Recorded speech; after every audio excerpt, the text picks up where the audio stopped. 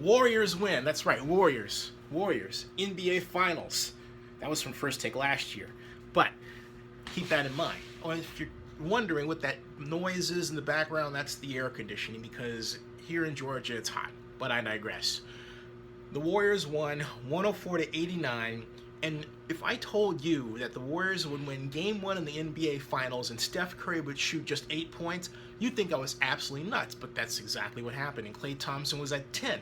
So with all that, what was the secret?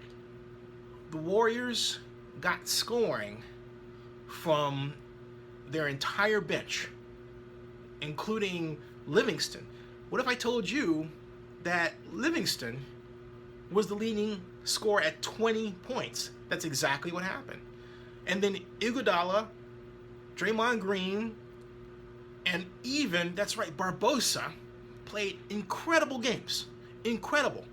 So you had roughly 65-70% of the Warriors' entire team scoring. By contrast, about 45% of the Cleveland Cavaliers players had, that was the big difference.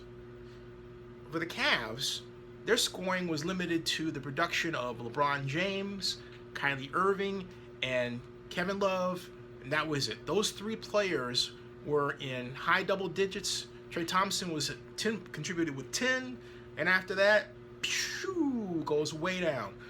So this is an entirely different NBA Finals than I thought it was going to be because it's a different Cavaliers team. But this, just because it's different, and I'm reminding myself of this as I talk to you, just because the Cavaliers are different doesn't mean they're better.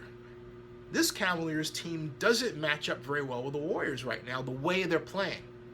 If the Cavaliers discover the three and get their bench involved, they have a better chance because going into the fourth quarter, the Cavaliers had the lead by 2. They were behind just by about 9 to go into the first half, so they were close. But as Paul Pierce said, who's now an announcer, you don't want Steph Curry and Klay Thompson to get hot. And they did toward the waning minutes of the fourth quarter, and they added the necessary threes to keep the momentum going, to keep the intensity going, to ensure the outcome of the game that we saw. So again, here comes Sunday. What do the Cavs have to do to avoid getting swept? Well, first of all, they really have to rely on outside scoring. They've got to rely on bench scoring. They've got to improve their spacing. And yeah, they've got to play the Warriors game to win because they cannot hope that the Warriors are going to play their game because their game's not working. It's completely different than the OKC Thunder. In fact, you could argue that the Warriors were battle-hardened and that the OKC Thunder was the real NBA Finals game. Or series, excuse me.